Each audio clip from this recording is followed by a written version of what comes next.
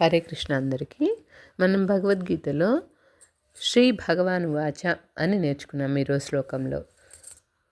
శ్రీకృష్ణ ఉవాచ అని ఉండకుండా శ్రీ భగవాన్ ఉవాచ ఉండటంలో ఏంటి అర్థం అనేది కొంచెం వివరంగా చెప్దాం అనుకుంటున్నాను. ఇక్కడ శ్రీకృష్ణుడిని భగవానుడు అని అంటున్నారు. అంటే 6 ఐశ్వర్యాలు ఎవరికైతే ఉంటాయో, 6 లక్షణాలు ఎవరికైతే ఉంటాయో వాళ్ళని భగవంతుడు అని అనవచ్చు అని శాస్త్రాలు చెప్తున్నాయి.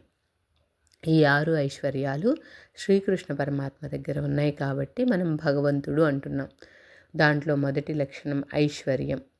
ఈయన దగ్గర అపారమైన సంపద ఉంది. సర్వలోకాలపై అధికారం కూడా ఉంది.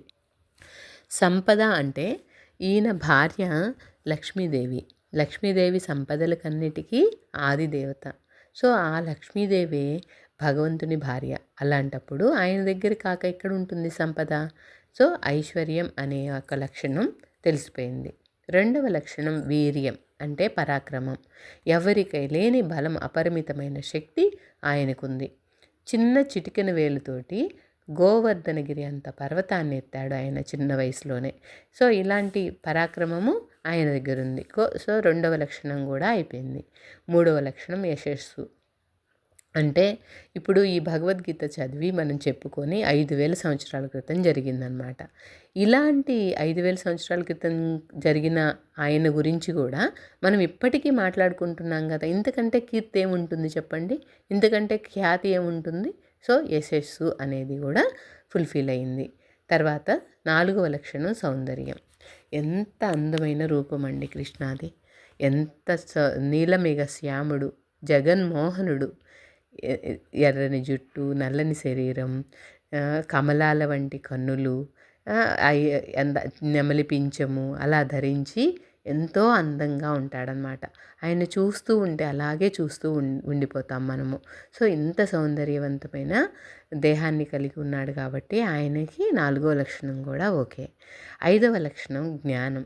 సంపూర్ణమైన జ్ఞానం ఉంది. ఎంతటి జ్ఞానవంతుడు కాకపోతే ఇంత మహత్తరమైనటువంటి భగవద్గీతను మనకు బోధిస్తాడు చెప్పండి. సో 5వ లక్షణం జ్ఞానం కూడా ఫుల్ఫిల్ అయింది. 6వ లక్షణం వైరాగ్యం అంటే లోకాలపైన ఆసక్తి లేకపోవడం. ఇప్పుడు కృష్ణకి ఎన్నో వేల మంది భార్యలు ఉన్నారు, 16,000 మంది భార్యలు ఉన్నారు, 8 మంది ఇష్టసకులు ఉన్నారు అని అంటారు. కానీ ఆయన ఆస్కలిక బ్రహ్మచారి అని మీకు తెలుసా? ఎందుకంటే ఆయన దాని సింబాలిక్గా నెమలి పింఛాన్ని ధరించి ఉంటాడు. నెమలి అనేది సంభోగంలో ఉండకుండా మొగ నెమలి నాట్యం చేసినప్పుడు వచ్చిన కంట నీటిని తాగి అది గర్భవతి అవుతుందన్నమాట ఆడనెమలి. సో అలాగే ఈ కృష్ణ పరమాత్మ ఎంతమందితోటి ఒకేసారి ఉన్నా కూడా ఆయన ఆస్కలిక బ్రహ్మచారుడు. ఎవరితోటి సంభోగం అనేది ఉండదన్నమాట ఆయనకి. ఇది మన పురాణాలు చెప్తూ ఉంటాయి. అందుకే దాని సింబాలిక్గానే తను నెమలి పింఛాన్ని ధరిస్తారని ఒక మాట అన్నమాట. ఇంకా ఉంటుంది దాన్ని నెమలి పింఛానికి ఇంకా వేరే అర్థాలు కూడా ఉన్నాయి. అది తర్వాత తెలుసుకుందాము. ఇప్పటివరకు అయితే ఈ 6 ఐశ్వర్యాల గురించి తెలుసుకున్నాము. ఈ 6 ఐశ్వర్యాలు కలిగి ఉన్నాయి కాబట్టి శ్రీకృష్ణుడిని భగవానుడు అంటున్నారు. అందుకే ఇక్కడ వ్యాస మహర్షి శ్రీ భగవాన్ వాచ అని రాశారనమాట. హరే కృష్ణ అందరికీ. Thank you so much.